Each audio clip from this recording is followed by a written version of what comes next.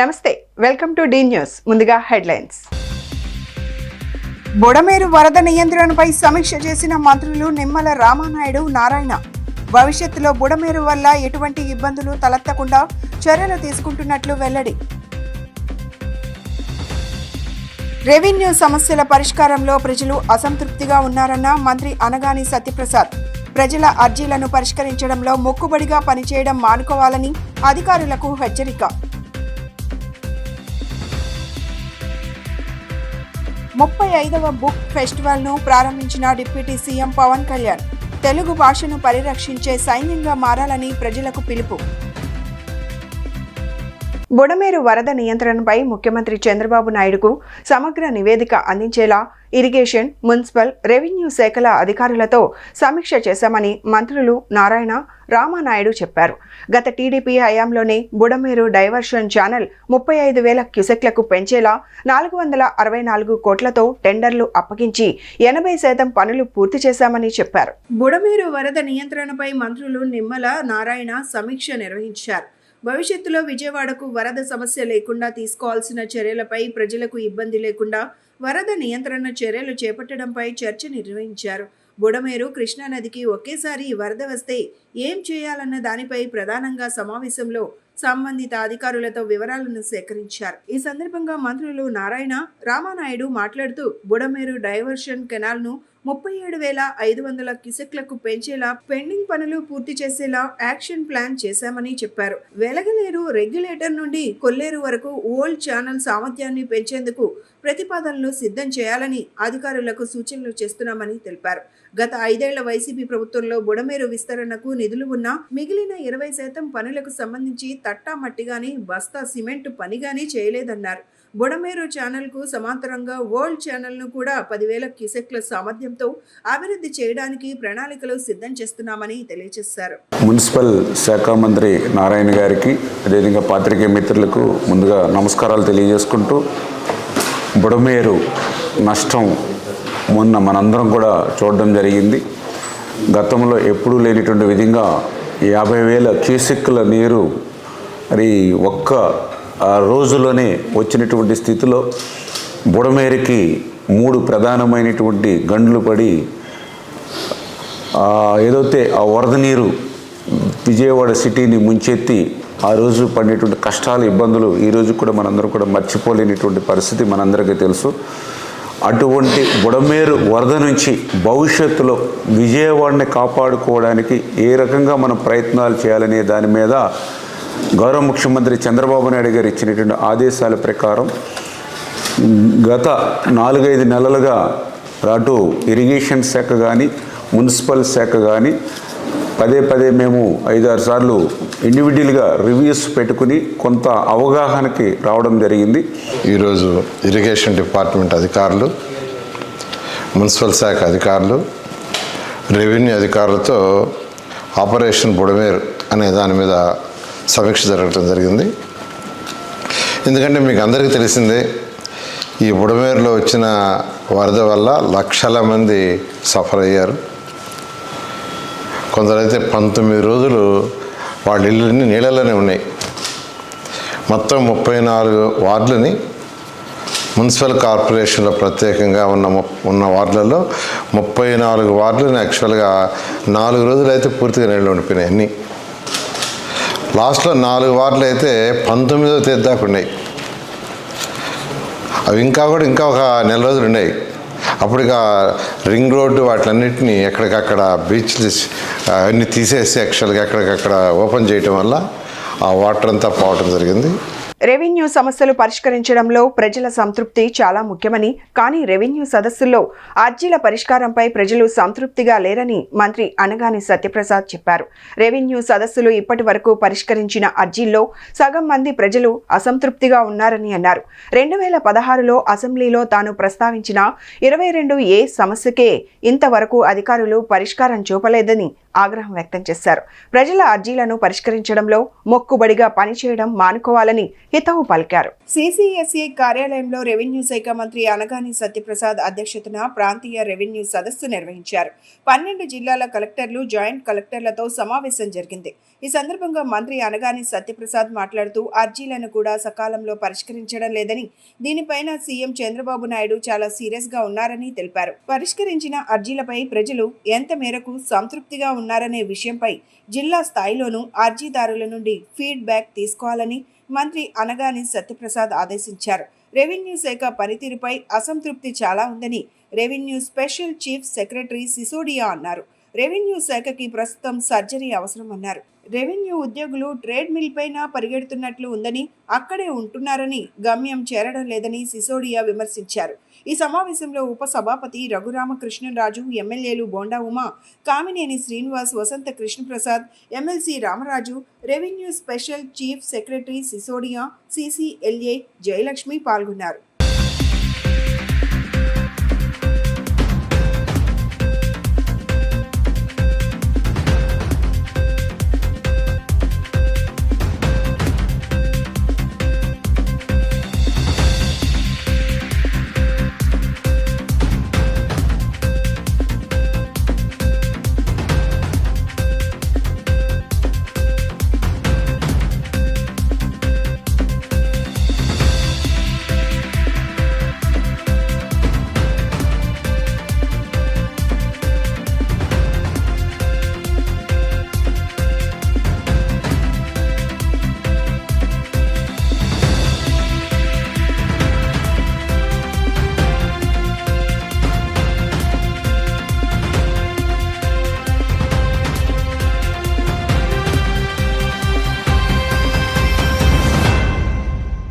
తెలుగు నేర్చుకోండి, తెలుగు భాషను పరిరక్షించే సైన్యంగా మారండి. తెలుగు నేర్చుకోండి, తెలుగు నిర్లక్ష్యం చేయకండి అని రాష్ట్ర ఉప ముఖ్యమంత్రి కొణిదెల పవన్ కళ్యాణ్ యువతీ యువకులకు పిలుపునిచ్చారు. గురువారం సాయంత్రం స్థానిక ఇందిరాగాంధీ పురపాలక స్టేడియంలో 35వ విజయవాడ పుస్తక మహోత్సవాన్ని రాష్ట్ర ఉప ముఖ్యమంత్రి కొణిదెల పవన్ కళ్యాణ్ లాంఛనంగా ప్రారంభించారు.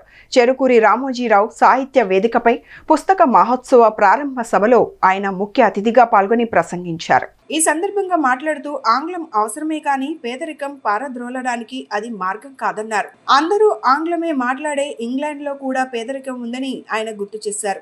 సినిమా నటులు, పాపులర్ వ్యక్తులనే కాకుండా రచయితల్ని, చదువుకున్న వాళ్ళని గౌరవించడం, వాళ్ళ మాటలు వినడం నేర్చుకోవాలని తన అభిమానులకు సూచించారు. పుస్తక పఠనమే అభివృద్ధికి మార్గమన్నారు. తాను చదువును మధ్యలోనే ఆపిన పుస్తకాలు చదవటం ఆపలేదన్నారు. పుస్తకం జీవితంతోనూ సమాజంలో అన్యాయాలతోనూ పోరాడే ధైర్యాన్ని ఇస్తుందన్నారు. యువతీ యువకులు కూడా పుస్తకాలు చదవడం మానవద్దని సూచించారు. అభిమానులకు తాను ప్రాణమైతే తనకు పుస్తకాలు ప్రాణమన్నారు. తన అభిమానులంతా తెలుగు భాషను పరిరక్షించే సైనికులు కావాలని పిలుపునిచ్చారు. వారు కూడా పుస్తకాలు చదివి సమాజంలో అన్యాయాలతో పోరాడడానికి సిద్ధం కావాలని సూచించారు. దివంగత ప్రధాని పివి నరసింహారావు సాహిత్య జీవితంలో ఏ కృష్ణారావు రాసిన పుస్తకాన్ని ఆయన ఆవిష్కరించారు. గ్రంథాలయాలను విద్యాశాఖ ఆధ్వర్యంలో నుండి సాంస్కృతిక శాఖ పరిధిలోకి తీసుకోవాలని విజ్ఞప్తి చేశారు. ఈనాడు పత్రిక సంపాదకులు ఎం నాగేశ్వరరావు రామోజీరావు స్మారక ఉపన్యాసాన్ని చేస్తూ రామోజీరావు అక్షరాన్ని, పుస్తకాన్ని ప్రేమించిన వ్యక్తులలో అగ్రగణ్యులు అని పేర్కొన్నారు. ప్రపంచంలోని శక్తివంతులందరిలాగే రామోజీరావు గారు కూడా మంచి చదువరి అని వివరించారు. విద్యార్థులు పుస్తక మహోత్సవం ద్వారా తమకు దక్కిన అవకాశాన్ని వినియోగించుకొని మంచి పుస్తకాలతో సాన్నిహిత్యం పెంచుకోవాలన్నారు. కేంద్ర సాహిత్య అకాడమీ కార్యదర్శి కృత్తివెంటి శ్రీనివాసరావు మాట్లాడుతూ పుస్తకాలు కొని చదివే అలవాటు అందరూ పెంచుకోవాలన్నారు. పుస్తక మహోత్సవ సంఘం అధ్యక్షులు కె లక్ష్మయ్య వందన సమర్పణ చేశారు. మండలి బుద్ధప్రసాద్, విజయనగరం పార్లమెంట్ సభ్యులు కలిశెట్టి అప్పలనాయుడు తదితరులు సభలో పాల్గొన్నారు. విజయవాడ బుక్ ఫెస్టివల్ మున్సిపల్ స్టేడియంలో గత సంవత్సరాలుగా నిర్వహిస్తూ నన్ను ఆహ్వానించారు. ముందు ఆహ్వానించినప్పుడు నేను అడిగాను, ఎక్కడ ఇది అంటే వేరే స్టేడియం పేరుతో చెప్పారు నాకు. దేనికి అంటే రెగ్యులర్గా ఉండే మున్సిపల్ స్టేడియం ఇవ్వట్లేదు, దీనికి అన్నిటికీ any municipal stadium basically sports కోసం కదా స్టేడియంస్ ఉంది, అందుకని పుస్తకాలకి మన ఈ బుక్ ఎగ్జిబిషన్ అందుకని ఇవ్వట్లేదు అనేది ప్రభుత్వ అధికారులు చెప్పారని మనోహర్ నాయుడు గారు దృష్టికి తీసుకొస్తే వెంటనే మున్సిపల్ అడ్మినిస్ట్రేషన్ సెక్రటరీ గారికి కన్నబాబు గారికి అలాగే గౌరవ మంత్రి honourable minister for municipal administration and urban development వారికి కూడా తెలియజేశాను, పొంగూరు నారాయణ గారికి కూడా. ఖచ్చితంగా మున్సిపల్ స్టేడియంస్ అనేది దేహదారుఢ్యానికి, రన్నింగ్ కావచ్చు, స్పోర్ట్స్ కావచ్చు. నేను చెప్పింది నేను ఎందుకు ఇవ్వాలి మనం దీనికి అని అనడానికి నేను ఒకటే మాట చెప్పాను, books are the training weights for the mind. శారీరక దారుఢ్యానికి పరిగెట్టడాలు ఇవన్నీ ఎంత అవసరమో పుస్తకాలు కూడా training weights of the mind. అందుకని ఆ మాట చెప్పగానే వెంటనే పర్మిషన్ ఇచ్చినందుకు ముందుగా కన్నబాబు గారికి, పొంగూరు నారాయణ గారికి మనస్ఫూర్తిగా నా ధన్యవాదాలు తెలుపుతా ఉన్నాను. ఎందుకంటే మీకు ఎందుకు ఇక్కడే ఉండాలంటే మీకు అందుబాటులో ఉంటుంది, ఇక్కడ సిటీ మధ్యలో ఉండాలి, మీరు రావడానికి బాగుంటుంది. నాకు ఇందాక నుంచి నా పరిస్థితి ఎలా ఉంది అంటే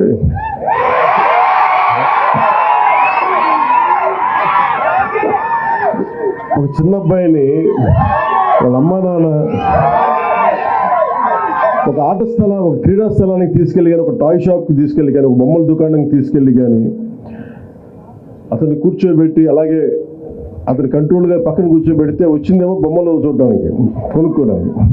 కూటమి ప్రభుత్వం పారిశ్రామికంగా రాష్ట్రాన్ని అభివృద్ధి చేయాలని, యువ పారిశ్రామికవేత్తలకు చేయూత అందించాలనే సంకల్పంతో ఉందని మంత్రి టీజీ భరత్ అన్నారు. విజయవాడ వేదికగా రోటా ఫెయిర్ ఎక్స్పో 2025 జరగడం సంతోషకరమని, భవిష్యత్తులో మరిన్ని ఇటువంటి కార్యక్రమాలు జరగాలని ఆకాంక్షించారు.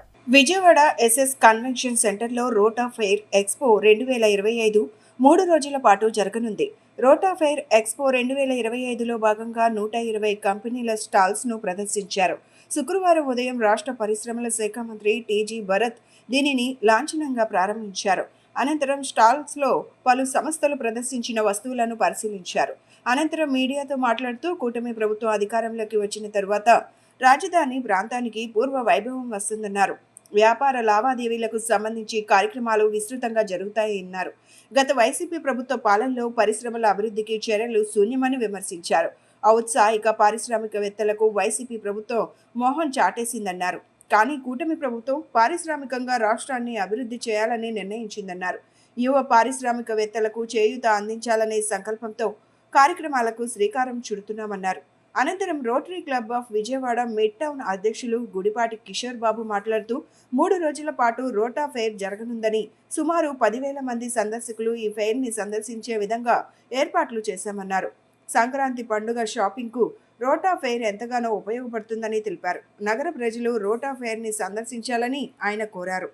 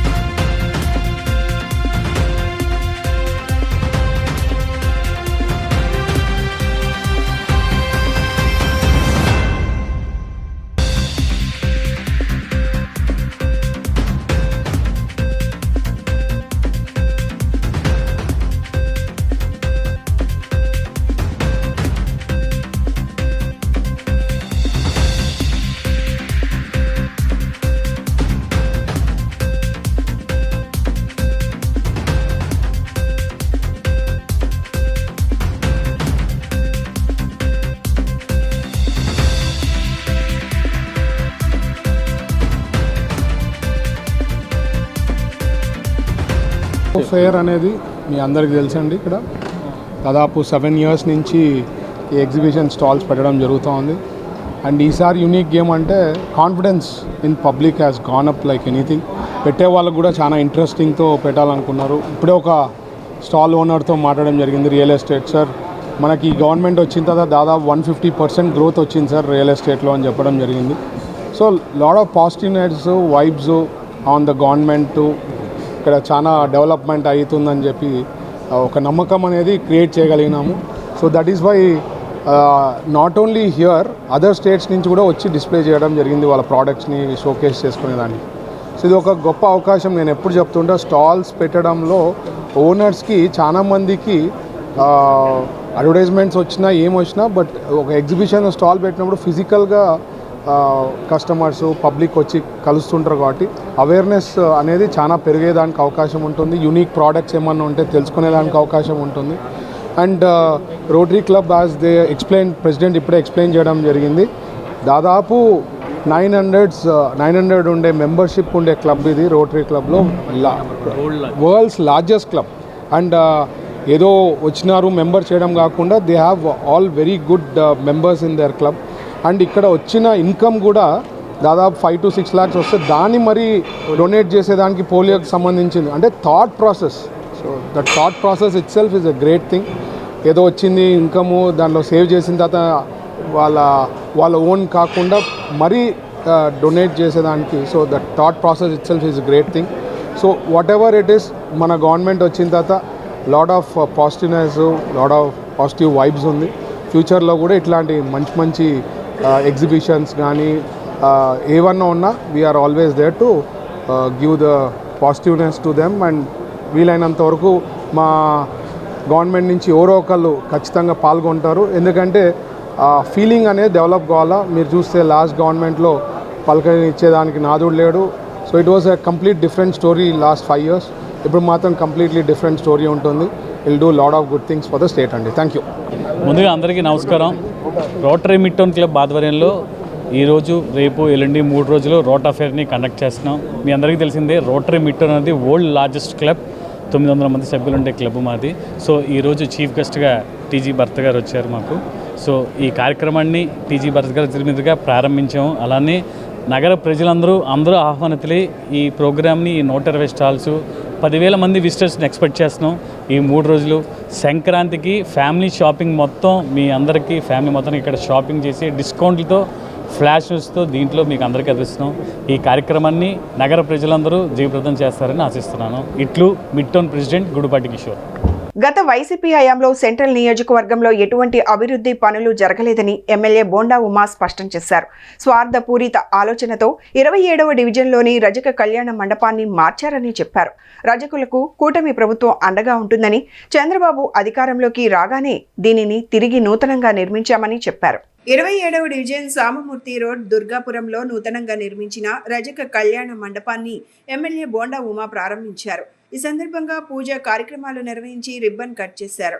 అనంతరం ఆయన మాట్లాడుతూ 2014 టీడీపీ హయాంలో తాను ఎమ్మెల్యేగా ఉన్నప్పుడు రజక కళ్యాణ మండపాన్ని నిర్మించినట్లు చెప్పారు. అంతకుముందు అధికారంలోకి వచ్చిన వైసీపీ ప్రభుత్వం స్వార్థపూరిత ఆలోచనతో ఈ కళ్యాణ మండపాన్ని మార్చారని గుర్తు చేశారు. 2024లో తిరిగి అధికారంలోకి వచ్చిన తాము రజక కళ్యాణ మండపాన్ని ప్రారంభించడం ఆనందంగా ఉందని చెప్పారు. ఈ రజక కళ్యాణ మండపంలో 5 ఫ్లోర్ ఏర్పాటు చేసి ఒక ఫ్లోర్లో భోజనాలు, మరొక ఫ్లోర్లో వేడుకలు నిర్వహించే విధంగా దీనిని తీర్చిదిద్దుతామని చెప్పారు. రజకులందరికీ తాను అండగా ఉంటానని హామీ ఇచ్చారు. ఈ కార్యక్రమంలో టీడీపీ నేతలు నవనీతం సాంబశివరావు, కొండపల్లి రూప్ కుమార్, బెవర వెంకట్రావు తదితరులు పాల్గొన్నారు. ఈరోజు సెంట్రల్ నియోజకవర్గంలో 27వ డివిజన్లో రజక సామాజిక భవనం, రజక కళ్యాణ మండపాన్ని ఇక్కడ నిర్మించడం జరిగింది. తెలుగుదేశం పార్టీ ఎప్పుడు అధికారంలోకి వచ్చినా బీసీలకి పండగే, బీసీలకు ఒక ధైర్యం, బీసీలకు ఒక అండ. ఈ బడుగు బలహీన వర్గాలకి సామాజిక భవనాలు, కళ్యాణ మండపాలు, కమ్యూనిటీ హాల్స్ నిర్మించాలని 2014-19 కాలంలోనే మేము ప్రారంభించాం. అనేక సామాజిక వర్గాలకి, బీసీ కులాలకి కళ్యాణ మండపాలు కట్టించడం జరిగింది. అప్పట్లో నేను రజక భవనం కట్టిస్తే దాని తర్వాత వచ్చినటువంటి ప్రభుత్వాలు దాన్ని రజకులకి ద్రోహం చేసేటట్టుగా దాన్ని సచివాలయంగా మార్చేశారు. మేము అప్పటికే అనేక సార్లు అడిగాం, ఇంకా సచివాలయం పెట్టుకోవడానికి వేరే స్థలమే లేదా మీకు? రజకుల కళ్యాణ మండపమే కావాల్సి వచ్చిందని అడిగినా ఏ రోజు పట్టించుకున్నటువంటి ఆనాటి ప్రభుత్వాలకి బుద్ధి చెప్పేటట్టుగా ఇవాళ మరొక కొత్త భవనాన్ని కట్టించి ప్రారంభోత్సవం చేయడం జరిగింది. ఖచ్చితంగా బీసీ సామాజిక వర్గాలకు అండా తెలుగుదేశం పార్టీ జెండా. నా పేరు కొండపల్లి రూప్ కుమార్, 27వ డివిజన్ తెలుగుదేశం పార్టీ అధ్యక్షుడు. ఈ రోజున ఆంధ్ర రాష్ట్రంలోని రజకులందరికీ కూడా ఒక పర్వదినం. ఎందుకనంటే ఆంధ్ర రాష్ట్రంలో మొట్టమొదటి కళ్యాణ మండపం విజయవాడ నగరంలో, అందున 27వ డివిజన్ విజయవాడ నగరం నడిబొడ్డులో బోండా ఉమామహేశ్వర గారు 2014లో ఇచ్చిన హామీ మేరకు నిర్మించి ఇచ్చినటువంటి మహనీయమైన వ్యక్తి. ఆ వ్యక్తి చేతే మళ్ళీ ఈ కళ్యాణ మండపాన్ని ప్రారంభించుకోవడం మా అందరికీ కూడా చాలా ఆనందదాయకంగా ఉంది. ఇంకోటి ఏమంటే పేదల పక్షపాతి అయినటువంటి బోండా ఉమామహేశ్వర గారు రజకులంటే విపరీతమైనటువంటి ప్రేమ అభిమానం ఉన్నటువంటి వ్యక్తి. ఆ మాట ఎందుకు చెప్తున్నా అంటే 2014లో మా వదిన గారికి అంటే రజకులకి ఒక రజకులకి కార్పొరేటర్ టికెట్ ఇచ్చినటువంటి మహనీయమైన వ్యక్తి.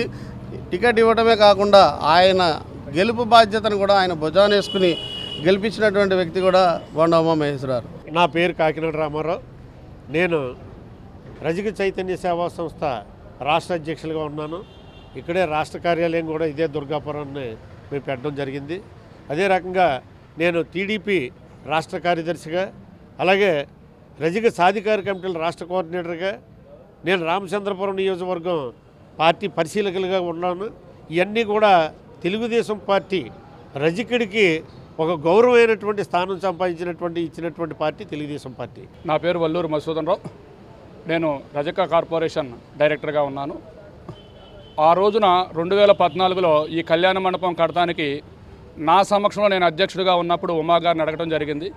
ఆ మీటింగ్లో ఏమని చెప్పారంటే 70-80 మందితో మీరు మీటింగ్ పెట్టారు. ఆ 70-80 మందితో మేము ఏం వాగ్దానం చేయము, ఎక్కువ మంది కనుక మీరు రాగలిగితే నేను ఏదైనా కళ్యాణ మండపానికి వాగ్దానం చేస్తానని చెప్పడం జరిగింది. ఆ రోజున ఒక 1000 మందితో అల్లూరి సీతారామరాజు కళ్యాణ మండపంలో మీటింగ్ ఏర్పాటు చేయడం జరిగింది. కమ్మవారి సేవా సమితి ఆధ్వర్యంలో ఈ నెల 5వ తేదీ నుండి దనేకుల ఇంజనీరింగ్ కాలేజీలో సంక్రాంతి సంబరాలు ఘనంగా నిర్వహిస్తున్నామని కమ్మవారి సేవా సమితి గ్రేటర్ విజయవాడ అధ్యక్షులు కిలారు ఫణి తెలిపారు.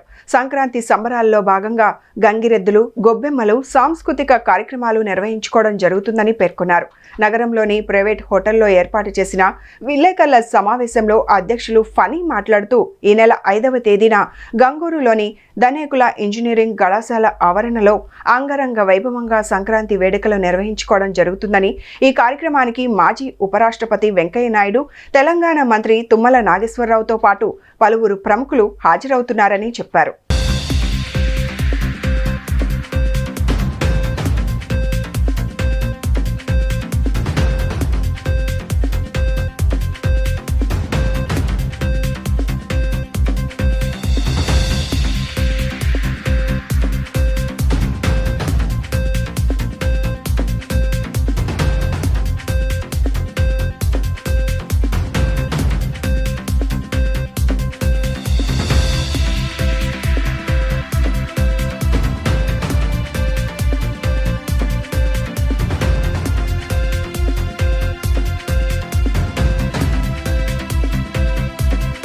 నిర్వహించబోతున్న సంక్రాంతి సంబరాలు అనే ఈవెంట్కి నేను ఫణిప్రసాద్ కిలారు, అట్లాగే ముత్తరపు శివరామకృష్ణ గారు, అట్లాగే చెనుమూరి సురేష్ గారు, ఈ ముగ్గురు ఆధ్వర్యంలో ఈ సంక్రాంతి సంబరాలు అనేది నిర్వహించడం జరుగుతుంది.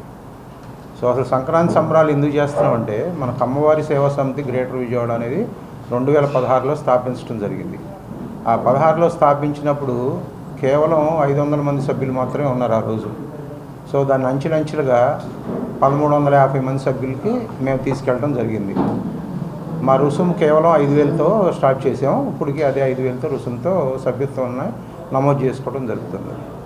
సో ఓన్లీ సంస్థ పెట్టి ఏదో ఊరినే ఖాళీగా సంస్థ పెట్టి సభ్యత్వం జాయిన్ చేసుకుని ఖాళీగా ఉండే ఆలోచన లేకుండా మా కమిటీ వాళ్ళందరూ కలిపి ఒక ఆలోచన చేసి మన కృష్ణా జిల్లాలోనే కాదు మన ఆంధ్రప్రదేశ్లో కమ్మవారి ఆడపిల్లలు చాలామంది చదువుకోలేని వాళ్ళు, డబ్బులు లేకుండా ఖాళీగా ఉండి పనులు చేసుకునే వాళ్ళు చాలామంది ఉన్నారు. అంటే మీరు అందరూ సమాజంలో కమ్మవారంటే చాలా ఉన్నత స్థితిలో ఉంటారు, డబ్బులు చాలా ఉంటాయని భావనలో ఉంటారు. కానీ అలాంటి భావన మీలో ఉండొచ్చు కానీ ప్రజల్లో అంటే ఇంకా డీప్ ఏరియాల్లో కమ్మారు ఆడపిల్లలు చాలా చాలా చాలా బ్యాక్వర్డ్ క్లాస్ లాగానే ఉన్నారు. ఎందుకంటే వాళ్ళకి సంపాదన లేదు, వాళ్ళకి ఆదాయం లేదు కాబట్టి. సంబరాలు కండక్ట్ చేస్తున్నామండి. నా పేరు వేములపల్లి అనురాధ. ఈ సంఘంలో నేను వైస్ ప్రెసిడెంట్ని. ఇది కాక మేము ఒక విద్యాలయ వసతి గృహాన్ని, బాలికల వసతి గృహాన్ని నిర్వహిస్తున్నాము. అది పెనమలూరులో ఉంది. విద్యార్థులంతా కూడాను జిల్లా పరిషత్ స్కూల్కి వెళ్ళి అక్కడ చదువుకుంటారు. వాళ్ళు ఈ విద్యార్థులందరూ కూడాను మాకు ఒక ఆర్థికంగా వెనకబడిన వాళ్ళని కుటుంబాల నుంచి మేము తీసుకున్నామండి. వీళ్ళందరూ ఇప్పుడు చాలా బాగా చదువుకుతున్నారు. కారణం ఏంటంటే ఇక్కడ మేము ఏదైతే కుటుంబ వ్యవస్థలో వాళ్ళ ఫోకస్ అంతా ఎడ్యుకేషను, జనరల్గా సొసైటీ మీద కూడా మేము కౌన్సిలింగ్ ఇస్తూ ఉంటాము. ముఖ్యంగా ఒక ఆడపిల్లని చదివిస్తే కుటుంబం బాగుపడుతుంది, ఒక మంచి నెక్స్ట్ జనరేషన్ పీపుల్ వస్తారనే ఆలోచనతోనే మేము ఈ ఆడపిల్లల్ని తీసుకొచ్చి చదివించడం మొదలుపెట్టాము. ఇది చూసి స్ఫూర్తి చెంది చాలా ఇట్లాంటి విద్యాలయం లాంటి వసతి గృహాలు మగపిల్లలకి ఆడపిల్లలకు కూడా మొదలుపెట్టారు. ఇది ఒక స్ఫూర్తిగా జరుగుతుంది ఇక్కడున్న విద్యాలయంలో. తర్వాత ఇంకొక ముఖ్య విషయం ఏంటంటే ఈ విద్యార్థులు చేరినప్పుడు 2017లో విద్యార్థులు చేరినప్పుడు స్కూల్లో, జిల్లా పరిషత్ స్కూల్లో అప్పుడు 400 మంది ఉన్నారండి స్ట్రెంగ్త్. వీళ్ళు చదువుతున్న విధానం చూసి ఇక్కడ ఇన్స్పైర్ అయ్యి పేరెంట్స్ అంతా కూడా అక్కడ ఇంకా విద్యార్థులను చేర్పించారు ఆ స్కూల్. ఇప్పుడు 1200 మంది వరకు ఉన్నారు. భారతీయ సమాజంలో గొప్ప మార్పులకు సావిత్రిబాయి ఫులే పునాది వేశారని పలువురు వక్తలు పేర్కొన్నారు. మహిళా విద్యకు ప్రాధాన్యం కల్పించారని, అణచివేతకు గురైన వర్గాలకు న్యాయం అందించేందుకు జీవితాన్ని అర్పించారని కొనియాడారు. లింగ వివక్ష, కుల అసమానతలపై ఆమె చేసిన పోరాటం ప్రతి ఒక్కరికి స్ఫూర్తిదాయకమన్నారు. బీసీ ఇంటర్నేషనల్ వెల్ఫేర్ అసోసియేషన్ ఆధ్వర్యంలో సావిత్రిబాయి పులే 194వ జయంతి కార్యక్రమం రాకేష్ పబ్లిక్ స్కూల్లో నిర్వహించారు. ఈ కార్యక్రమానికి ముఖ్య అతిథులుగా మాజీ police housing corporation chairman K Nagulmeera, retired IPS Ravindranath Babu, BJP party NTR జిల్లా అధ్యక్షులు అడ్డూరి శ్రీరామ్ పాల్గొన్నారు. తొలుత సావిత్రిబాయి పులే చిత్రపటానికి పూలమాలలు వేసి నివాళులు అర్పించారు. ఈ సందర్భంగా వారు మాట్లాడుతూ మహిళల అభ్యున్నతికి సావిత్రిబాయి పులే కృషి మరువలేనిదన్నారు. ఆడపిల్లలకు విద్య నేర్పించడంలో ఆమె ముందున్నారని కొనియాడారు. మొట్టమొదటి ఉపాధ్యాయురాలిగా సావిత్రిబాయి పనిచేశారని గుర్తు చేశారు. మహిళలు ఆమె అడుగుజాడల్లో నడవాలని పిలుపునిచ్చారు. లింగ వివక్ష, కుల అసమానతలపై ఆమె చేసిన పోరాటం ప్రతి ఒక్కరికి స్ఫూర్తిదాయకమన్నారు. అనంతరం కార్యక్రమంలో భాగంగా ఉత్తమ టీచర్ అవార్డ్స్ ప్రధానోత్సవ కార్యక్రమం చేశారు. ఈ కార్యక్రమంలో విద్యార్థులు, ఉపాధ్యాయులు తదితరులు పాల్గొన్నారు.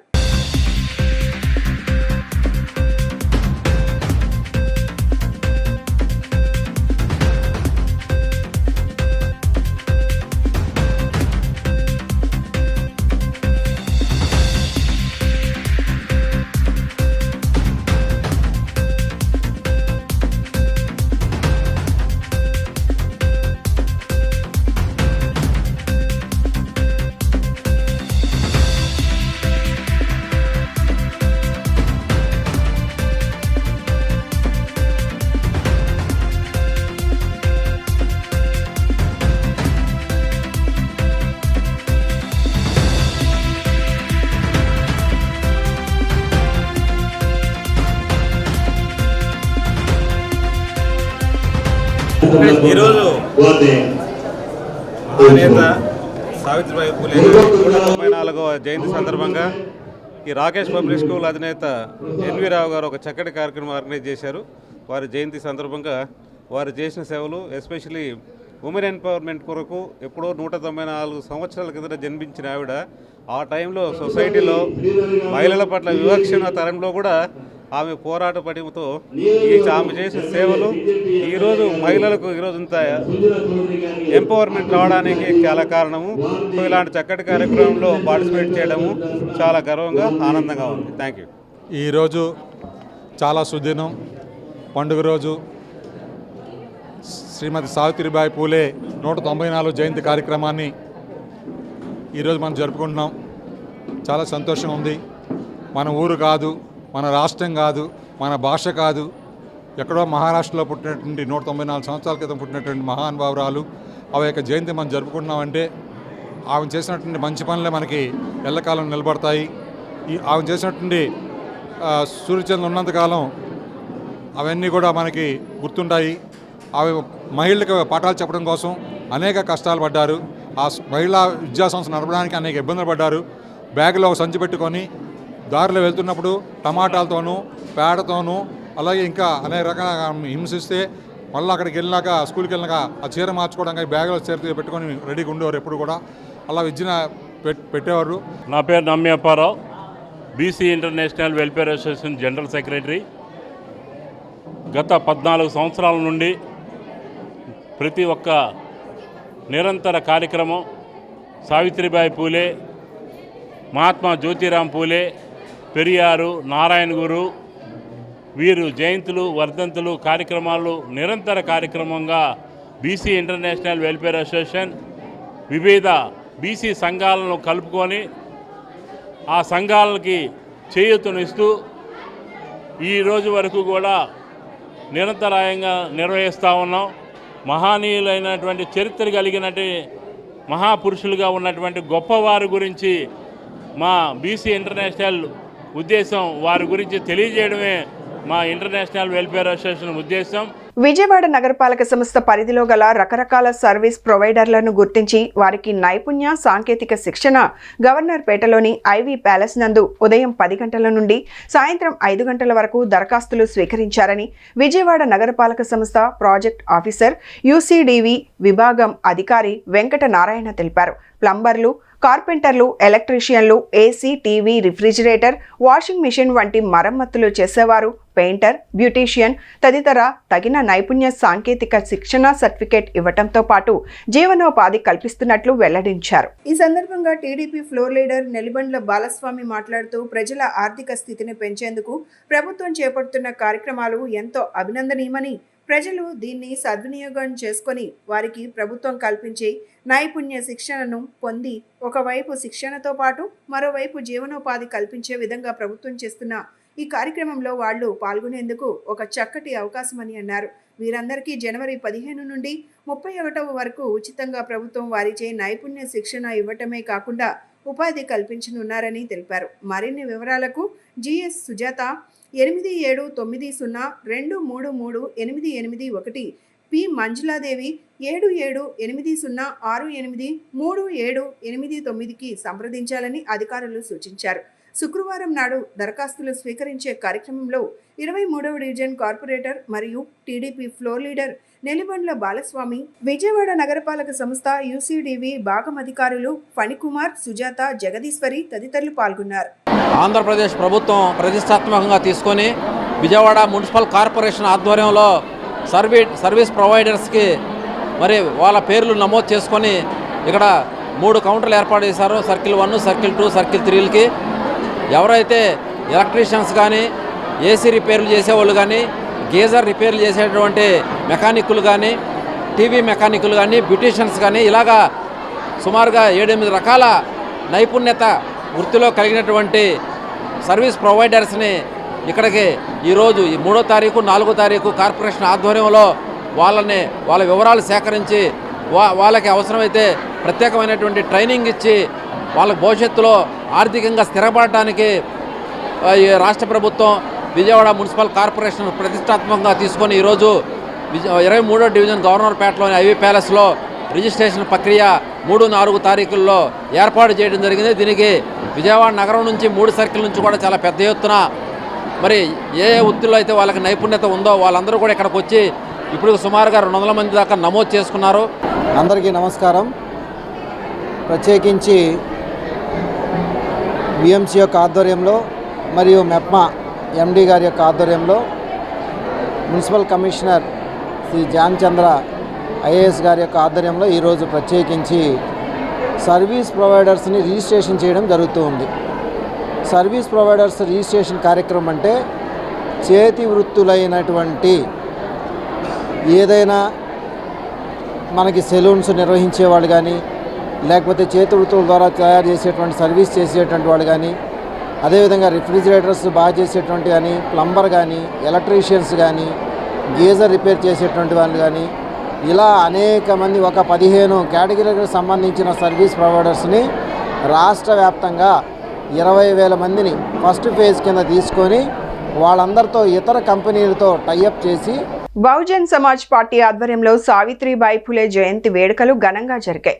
మాచవరంలోని టీఎంఆర్సీఎం కార్పొరేషన్ హై స్కూల్లో జరిగిన ఈ వేడుకలలో ఆమె చిత్రపటానికి పూలమాలలు వేసి బహుజన్ సమాజ్ పార్టీ తూర్పు నియోజకవర్గ ఇన్ఛార్జ్ కనపర్తి మురళి నివాళులు అర్పించారు.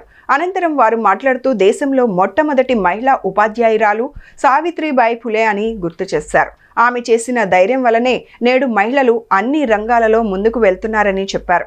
ఆమెను మహిళలు స్ఫూర్తిగా తీసుకోవాలని సూచించారు. ఈ కార్యక్రమంలో స్కూల్ సిబ్బందితో పాటు బీఎస్పీ నాయకులు, కార్యకర్తలు పాల్గొన్నారు.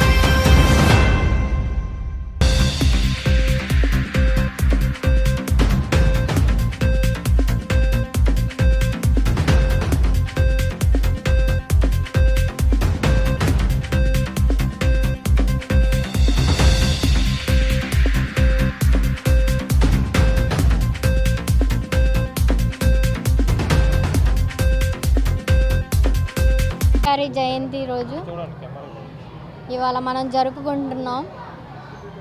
ఆ సావిత్రిబాయి గారు చాలా వరకు స్త్రీల గురించి ఎంతో కృషి చేసి ఈ రోజుల్లో ఇన్ని రంగాలకి వస్తున్నారంటే స్త్రీలు ఆమె దయ వల్లే వస్తున్నారు. సావిత్రిబాయి ఫూలే గారి జన్మదినాన్ని మనం చాలా ఘనంగా జరుపుకుంటున్నాము. నిజంగా మహిళా లోకానికి ఆమె ఒక స్ఫూర్తి, ఆమె ఒక ఆదర్శం. మనకి ఆవిడ మహిళా లోక ఈరోజు బాలిక విద్యా వ్యవస్థ ఈరోజు నిలబడిందంటే ఆవిడ యొక్క మోటివేషను, ఆవిడ యొక్క స్ఫూర్తి, ఆమె యొక్క కృషి, పట్టుదలే ఈరోజు మహిళా లోకానికి ఒక రోల్ మోడల్గా నిలిచిందని చెప్పడానికి గర్వంగా చెప్పుకుంటున్నాం. ఈరోజు అందరూ కూడా ఉమెన్స్ అందరూ కూడా చదువుకునేటువంటి బాలికలు ముఖ్యంగా ఈరోజు వాళ్ళు సొసైటీలో ఇంత గొప్పగా జీవించగలుగుతారు. ఒక ధైర్యాన్ని కూడా మనలో నింపడానికి సావిత్రిబాయి ఫూలే గారు ఎంతో కృషి చేశారని ఈ విధంగా మేము చెప్పుకోగలుగుతున్నామండి. ఇక్కడ వచ్చేసినటువంటి మీడియా మిత్రులకు మరియు స్కూల్ ఉపాధ్యాయులకు, విద్యార్థులకు నా హృదయపూర్వక జైభీములు. ఈరోజు మన భారతదేశంలో మొట్టమొదటి మహిళా ఉపాధ్యాయురాలు సావిత్రిబాయి ఫూలే గారి జయంతి వేడుకలను మాచవరం టీఎంఆర్సీఎంసీ హై స్కూల్లో ఘనంగా నిర్వహించడం జరుగుతుంది. ఈరోజు ఆమె గారు ఆ రోజు చేసిన కృషి వల్ల ఈరోజు ప్రతి మహిళ కూడా చదువుకుంటున్నారంటే ఆమె యొక్క కృషి వల్ల ఈరోజు చదువుకున్నారని చెప్పి తెలియపరుచుకుంటున్నాం. జై భీమ్. విజయవాడ తూర్పు నియోజకవర్గం ఇన్ఛార్జ్ మురళి గారు ఈరోజు ఏర్పాటు చేసిన సావిత్రిబాయి ఫూలే జయంతి రోజున ఇక్కడ సమావేశమైన అందరికీ కూడా నా యొక్క జై భీములు. ప్రతి పురుషుడి విజయం వెనక ఒక స్త్రీ ఉంటుంది అంటారు, కానీ ఇక్కడ సావిత్రిబాయి ఫూలే గారి వెనకాల ఒక పురుషుడు ఉన్నాడు. అతను ఎవరో కాదు, తన భర్త జ్యోతిరావు ఫూలే గారు. భర్త ఏ అడుగుజాడల్లోనే నడుస్తూ దళిత గిరిజన బాలికలకి విద్య నేర్పడంలో తన వంతు కృషి తను చేశారు. 1848లో మొట్టమొదటి బాలిక విద్యాలయం కట్టించారు. తను విద్య నేర్పడానికి వెళ్తుంటే అగ్రవర్ణాల వారు దాన్ని సహించలేక పేడ నీళ్ళు, పసుపు నీళ్ళు, బురద వేసి ఆమె బట్టలను పాడు చేసేవారు.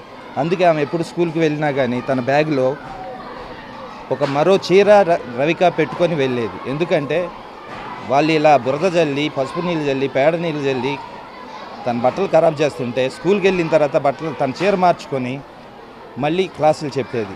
రాయితీల పేరుతో కార్పొరేటర్లకు వేల కోట్ల రూపాయలను దోచిపెట్టడానికి ముఖ్యమంత్రి చంద్రబాబు నాయుడు విజన్ 2047 అంటున్నారని సిపిఎం రాష్ట్ర కార్యదర్శి వి శ్రీనివాసరావు విమర్శించారు.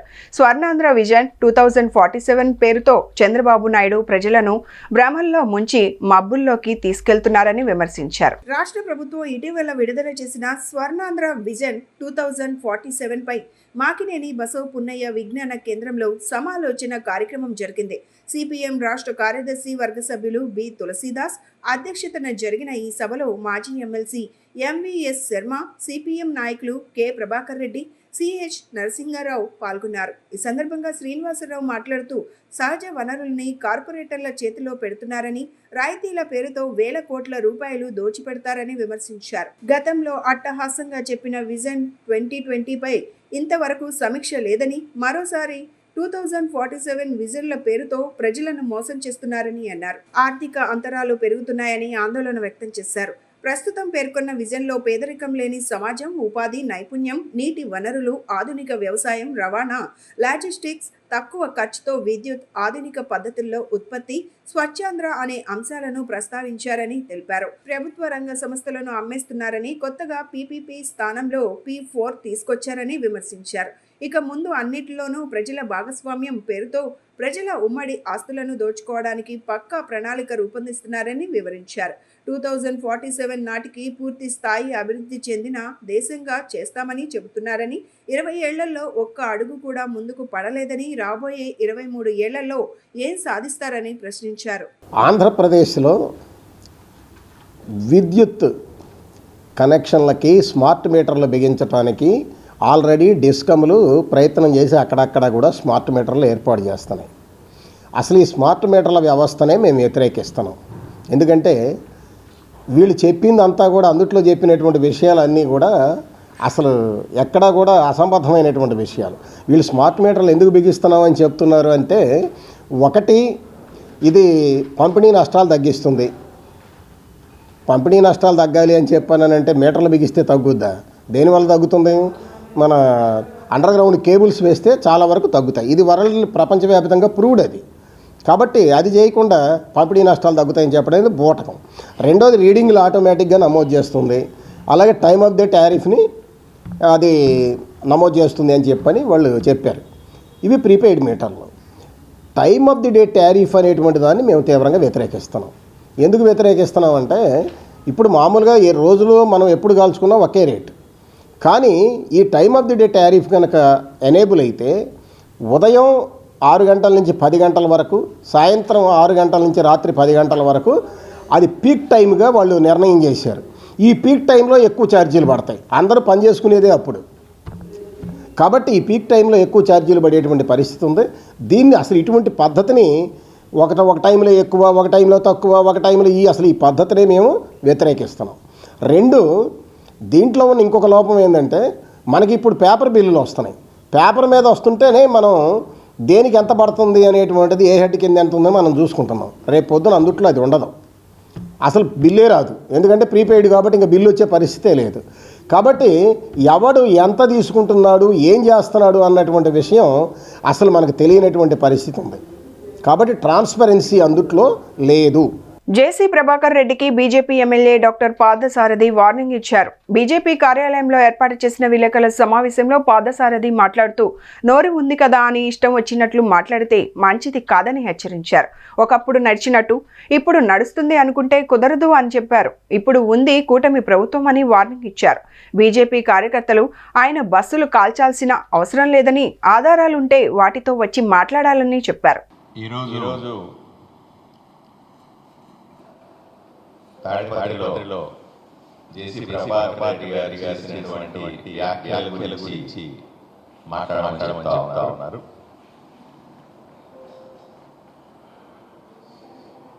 జేసీ ప్రభాకర్ గారు ఆరోపణ చేస్తా ఉన్నారు. భారతీయ జనతా పార్టీ వచ్చి బస్సులు కాల్చేసింది, భారతీయ జనతా పార్టీ కార్యకర్తలు వచ్చి బస్సులు కాల్చేశారని చెప్తా ఉన్నారు. దీన్ని పూర్తిగా ఖండిస్తాం. భారతీయ జనతా పార్టీ కార్యకర్తలకు బస్సులు కాల్చే అలవాట్లు కానీ, గొడవ చేసే అలవాట్లు కానీ ఏదైనా కూల్చి అలవాటు లేనిటువంటి పార్టీ మాది. నిర్మాణాత్మకంగా ఆలోచన చేస్తాం. పార్టీ కార్యకర్తలందరూ దేశం కోసం, రాష్ట్రం కోసం, రాష్ట్ర రాజకీయాల్లో మార్పు కోసం ప్రయత్నం చేస్తుంటారు తప్ప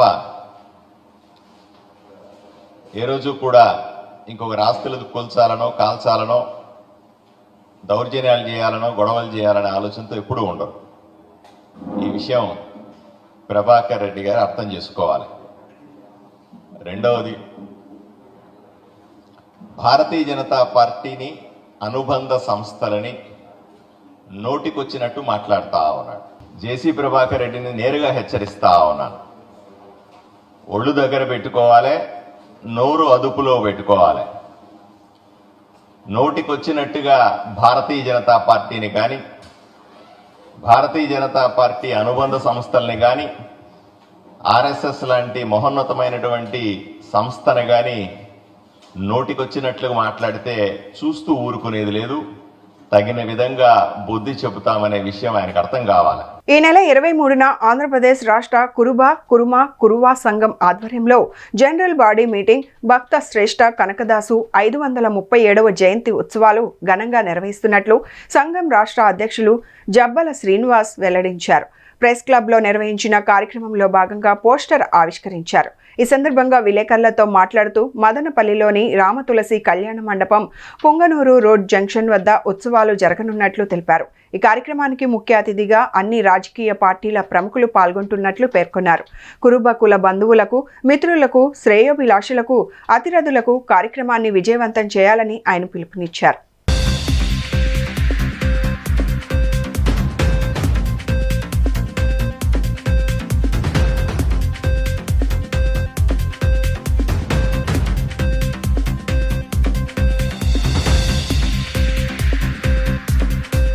నేను చిరుతల విఠల్ గౌడ్, రాష్ట్ర అధికార ప్రతినిధిగా ఆంధ్రప్రదేశ్ కురువ సంఘంలో గత 4 సంవత్సరాలుగా చేస్తూ ఉన్నాను.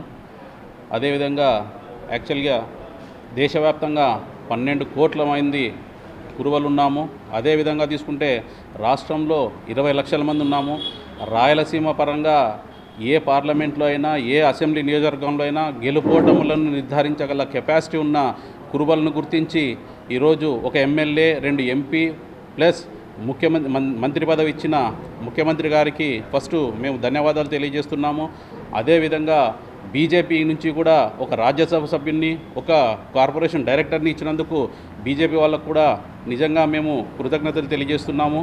అదేవిధంగా రాబో కాలంలో కూడా, ఎందుకంటే కర్నూలు నుంచి ఒక ఎంపీ ఇచ్చారు, అనంతపురం నుంచి ఒక ఎమ్మెల్యే, ఒక ఎంపీ ఇచ్చారు, చిత్తూరుకి ఇంతవరకు న్యాయం చేయలేదు. ఈరోజు విజయవాడ ప్రెస్ క్లబ్లో మీడియా సమావేశానికి సహకరించిన మా కుల బాంధవులందరికీ నమస్కారము. ఈరోజు ముఖ్య ఉద్దేశం, ఈ నెల 23వ తారీఖున మదనపల్లి పట్టణం, అన్నమయ్య డిస్టిక్లో ఆంధ్రప్రదేశ్ రాష్ట్ర కురువ సంఘం 9వ వార్షికోత్సవంతో పాటు భక్త కనకదాస్ గారి జయంతి ఉత్సవాలు మరియు నూతనంగా ఎలక్ట్ అయిన కురుబ కార్పొరేషన్ చైర్మన్, డైరెక్టర్లకి ఫెలిసిటేషన్ పెట్టాం. అదేవిధంగా కేంద్ర మంత్రివర్యులు ఎస్పీ సింగ్ బఘేల్, అదేవిధంగా 2వసారి రాజ్యసభకు ఎన్నికైన ఆర్ కృష్ణయ్య గారు, అదేవిధంగా కురుబ ఎంపీలు, కురుబ మంత్రివర్యులైన సవితమ్మ గారికి తో పాటు ఇతర కులములో చాలా అత్యున్నత స్థాయిలో ఉన్న వాళ్ళకంతా ఘనంగా ఫెలిసిటేషన్ ఏర్పాటు చేశాం. బులెటిన్ ముగించే ముందు హెడ్లైన్స్ మరొకసారి. బుడమేరు వరద నియంత్రణపై సమీక్ష చేసిన మంత్రులు నిమ్మల రామానాయుడు, నారాయణ. భవిష్యత్తులో బుడమేరు వల్ల ఎటువంటి ఇబ్బందులు తలెత్తకుండా చర్యలు తీసుకుంటున్నట్లు వెల్లడి. రెవెన్యూ సమస్యల పరిష్కారంలో ప్రజలు అసంతృప్తిగా ఉన్నారన్న మంత్రి అనగాని సత్యప్రసాద్. ప్రజల అర్జీలను పరిష్కరించడంలో మొక్కుబడిగా పనిచేయడం మానుకోవాలని అధికారులకు హెచ్చరిక. 35వ బుక్ ఫెస్టివల్ను ప్రారంభించిన డిప్యూటీ సీఎం పవన్ కళ్యాణ్. తెలుగు భాషను పరిరక్షించే సైన్యంగా మారాలని ప్రజలకు పిలుపు. ఇవి ఈనాటి bulletin updates. Keep watching the news.